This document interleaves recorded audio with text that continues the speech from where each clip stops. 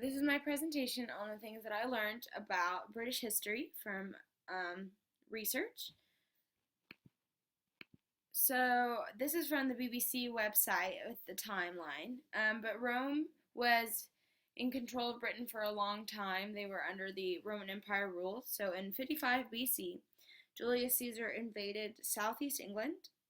And by 54 BC, Julius Caesar launched a full-on invasion of England. So after that, a lot of the emperors really planned on invading Britain, but really didn't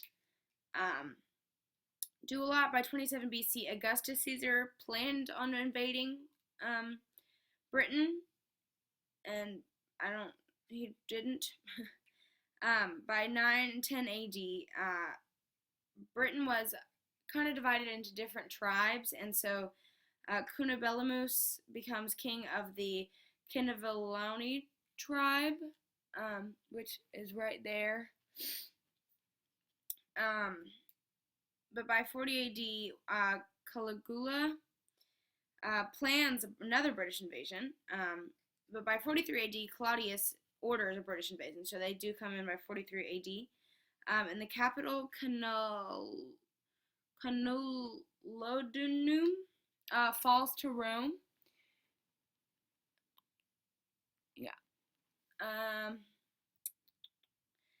By this time, a lot of the British aristocrats are encouraged to abandon ancient British culture and kind of become more like the Romans, really fit in with the Romans, so that the rest of the country would follow their example and do the same.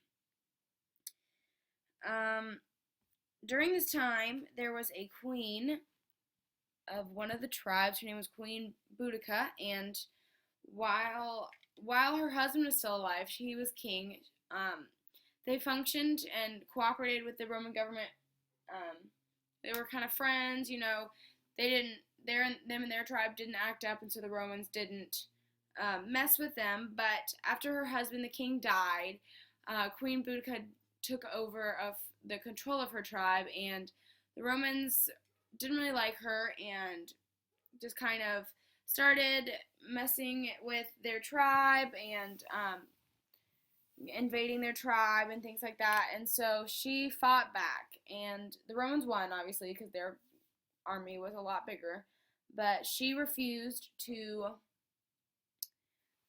surrender to the Roman government, and she took poison and killed herself instead of going under their control. And this is from the British History for Kids website. So anyway, in 122 AD, Hadrian ordered the construction of the wall across North Britain, which is, to my understanding, still there today. But by 182 AD, war just completely erupts in North Britain. And by 209 AD, Emperor Severus waged war on North Britain. So North Britain was not a very peaceful place at that time. By 287 AD, the usurper Carausius declares himself emperor and seizes Britain. But by 296, Emperor Constantine recovered Britain from him. His reign didn't last long because the Roman army is pretty big. So jump ahead. By 409, the Britons throw off their allegiance to Rome completely, and so the Roman period of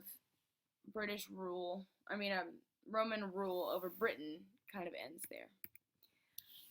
Which then enters Anglo-Saxon Britain. So by 449 AD, the Angles and the Saxons arrive in southeast Britain. They did a lot of missionary work, went out and ministered to different people. St. Patrick worked in Ireland during this time, and lots of other saints and things. And by 616 AD, Ethelbert dies in Kent, and so Edwin becomes king of North England in 627 AD. And by Christmas of 1066, William of Normandy is crowned King of England. So this is William of Normandy, and I learned a little about him from the www.royalgov.com, which is the official site of the English monarchy. So William was also known as William the Conqueror. He was the illegitimate son of Duke Robert I of Normandy. He was knighted at 15 by King Henry I of France, and he was a really great military commander, just really good at tactics and war tactics and things. And so he invaded Britain and defeated Harold and built Westminster Abbey over the part where he defeated Harold, and was crowned at Westminster Abbey on Christmas of 1066. So that's what I learned. Thank you.